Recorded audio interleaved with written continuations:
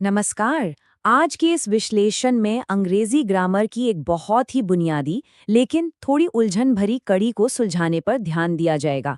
आज की इस चर्चा का विषय है आर्टिकल्स, यानी ए, एन और द।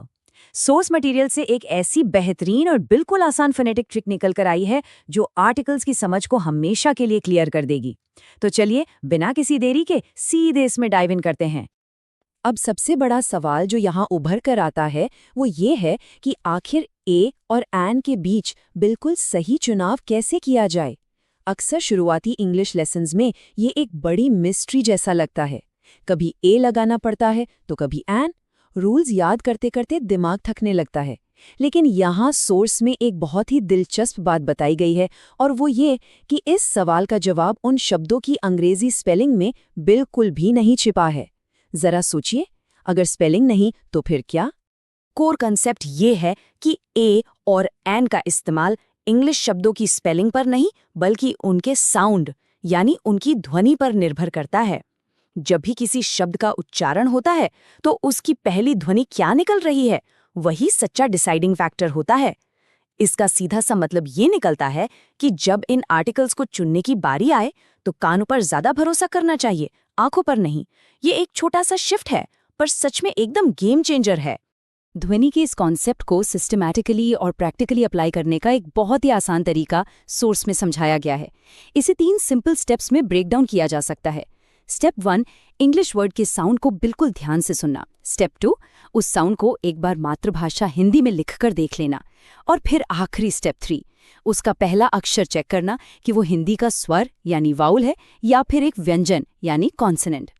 ये 3 कदम किसी भी वर्ड के आगे सही आर्टिकल लगाने की सबसे असरदार मास्टर की बन जाते हैं। अब इस कॉन्ट्रास्ट को थोड़ा और गहराई से समझते हैं। नियम बहुत ही स्पष्ट है। अगर शब्द हिंदी के स्वर यानी वावल साउंड से शुरू होता है, जैसे आ, ई, तब हमेशा एन लगाना है। वहीं दूसरी तरफ अगर ध्यान दिया जाए तो अगर साउंड हिंदी के व्यंजन यानी कॉन्सोनेंट से शुरू होता है, जैसे क, ख, ग, तब बिना किसी डाउट के ए का प्रयोग करना है। ये सिंपल सा कंपैरिजन पूरे नियम को शीशे की तरह साफ कर देता है। इस रूल को और भी पक्का करने के लिए कुछ शानदार एग्जाम्पल्स पर गौर करते हैं। एन एप्पल को ही ले लीजिए। जब एप्पल बोला जाता है तो पहली ध्वनि ए की आती है, जो कि एक स्वर है। लेकिन यहाँ सबसे ब्रिलियंट उदाहरण जो सोर्स हाईलाइट करता है वो है आर। इंग्लिश में आर एच से शुरू होता है, जो कि एक कॉन्सोनेंट है ना? लेकिन जब इसे पुकारा जाता है या हिंदी में लिखा जाता है तो ध्वनि अ की निकलती है, यानी एक स्वर। इसीलिए नियम के हिसाब से एन आर कहा जाता है।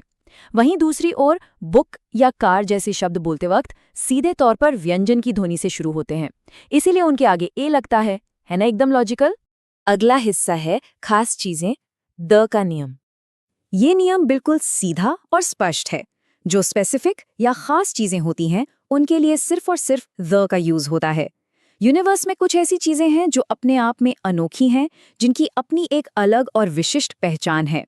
सॉस इसके सबसे बेहतरीन उदाहरण पेश करता है, द सन और द मून। क्योंकि सूरज और चांद इस पूरे यूनिवर्स में बेहद खास और स्पेसिफिक हैं, इसीलिए उनके आगे हमेशा द लगाया जाता है। यानी जब भी ऐसी किसी विशिष्ट चीज की बात हो तब बस इस इकलौते आर्टिकल का ही इस्तेमाल करना है। सोर्स मटेरियल का ये विश्लेषण आखिर में एक बहुत ही मजेदार और गहरी सोच के साथ छोड़ता है। आज ये देखा गया कि कैसी एक बिल्कुल नया नजरिया, सिर्फ हिंदी की ध्वनियों को ध्यान से सुनना, इंग्लिश ग्रामर की इतनी बड़ी फाउंडेशनल उलझन को मिनटों में सुलझा सकता है। तो आखिर में इस सवाल पर थोड़ा गौर करना बनता है, ऐसी और कौन सी कंफ्यूजिंग इंग्लिश ग्रामर मिस्ट्रीज हो सकती हैं जिन्हें सिर्फ ऐसे ही ध्वनियों को सुनकर इतनी ही आसानी से सॉल्व किया जा सकता है। ये पक्के तौर पर सीखने का एक नया और दिलचस्प रास्ता खोलता है। इस विश्लेषण से जुड़ने के लिए बहुत बहुत शुक्रिया।